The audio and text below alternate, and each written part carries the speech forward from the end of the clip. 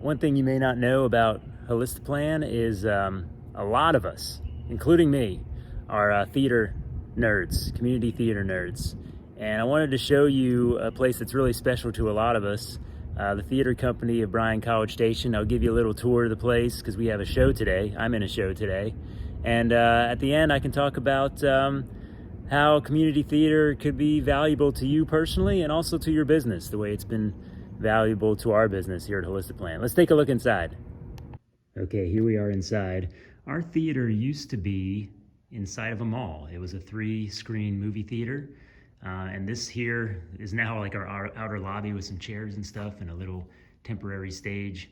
But yeah, this was like the hallway of a mall in the late 1970s and early 80s, I believe. And so we've repurposed what was once a 3-screen movie theater for our own purposes. I'll take you inside so you can take a look. Back here at the back of that area that was once the mall hallway here's a workshop for building set piece stuff. And then we call this the graveyard. This is where we store a lot of like the bigger props, you know, what do we got back there? Big old columns and furniture and stuff like that. But yeah, this is the graveyard. It's a bit of a mess, honestly. You'll find a little bit of everything back here.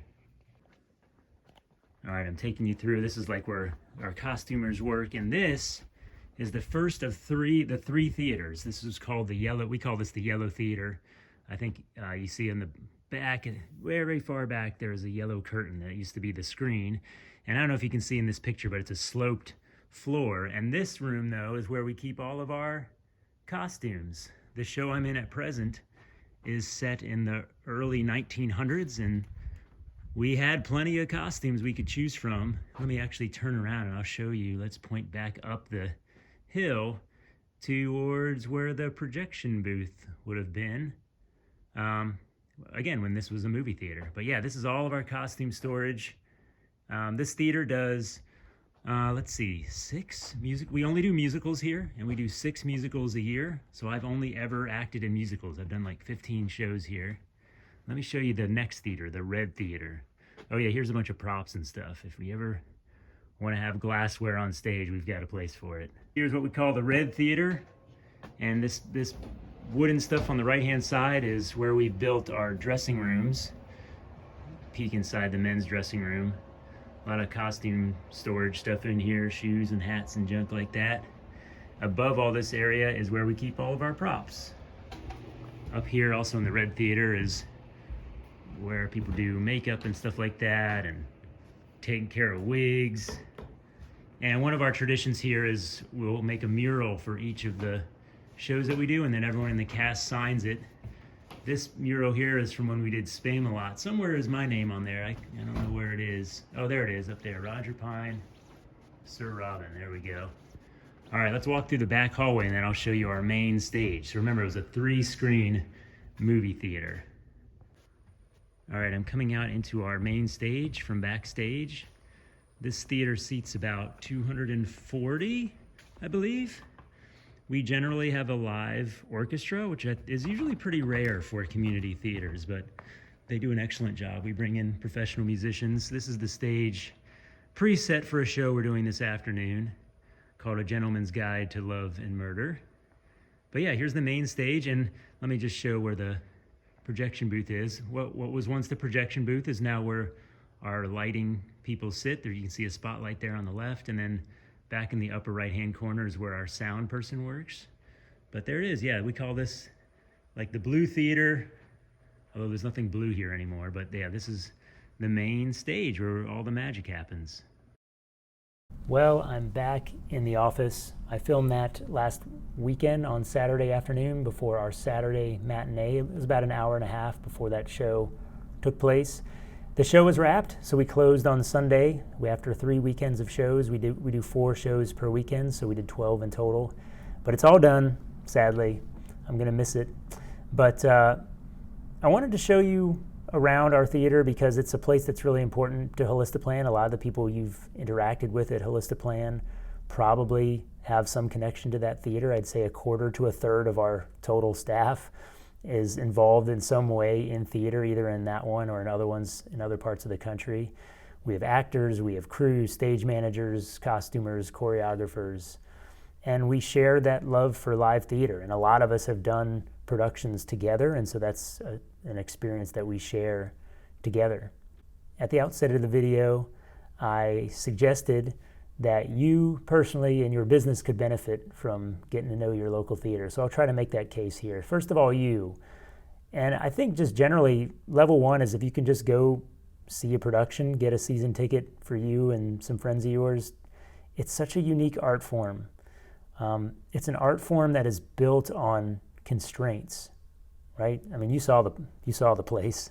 Limited money, limited space, little to no special effects are there to happen. Yet you still have to tell a story in a compelling way that can move people.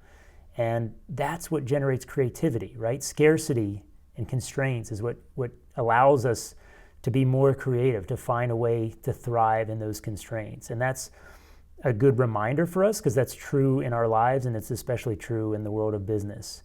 So I just think the art form itself is worth embracing. It's a difficult art form to put on, and it's one that's always fragile and is always in danger of being lost. And so if we can support it, I think that's important because it needs to exist in our culture. But the art form itself is interesting too because it's so ephemeral, right? You can't just stream a live show on your laptop, and you can't bring up a print or put a poster on your wall of the original artwork. Like, it exists in that moment, in that ephemeral moment, and then it's gone. And you, the audience member, are part of the performance. Without an audience, it's called a rehearsal. The audience, the way they react to different lines differently every night, the way they laugh or clap or react to things, that's part of the art form. And so you are part of the thing that existed in that moment and then will never exist again and will never be the same twice. Level two, so level one is go see a show, get to know live theater, that type of art form. Level two is find a way to get involved in your local theater. I think that you don't necessarily have to get up and sing and dance the way I like to do or the way a number of my colleagues like to do, but you can get involved in other ways. Volunteer, take tickets one day, or get deeper involved if there's something creative you like to do. Like if you like building things, there's always room for someone to help build sets or paint. If you can sew or if you like to do crafting, there's always work on costumes and props. Like, there's always something to do in your community theater. And you'll get to see firsthand how the cast and crew come together to address the thing I said earlier, which is how do you put on a show? How do you tell a story in the face of those types of constraints? How do you get around the emergencies that inevitably will come up when a new constraint shows up 2 nights before the show is going to open or something like that? What you'll see is just intense levels of teamwork. You'll see intense levels of trust between actors and crew, because the thing about live theater is the show has to go on. I mean, you could choreograph some dance theme and you dance scene and you'll practice it for 2 weeks, and then on the night of the show something goes wrong, some piece of a costume falls off, and it has to be dealt with. Someone has to figure out a way to step out of the choreography and scoop up whatever that thing was and find a way to make it fit within the story. And that's the fun of live theater, is that you have to do those little improvisations. And that brings me to level 3. Like, level 3 is find a way to bring people from the theater into your business, into your personal life. Because those qualities I talked about, intense teamwork, intense trust, the ability to act on your feet, to be able to be a leader, like, those things are really important within business and your personal life. And so that's why I definitely recommend finding ways, the way we have at Holistiplan, to bring people from live theater into your business. I don't think you'll regret it. I think it'll enrich your life, enrich your business. And I really look forward to hearing your stories of how live theater has made a difference for you, the way it has for us.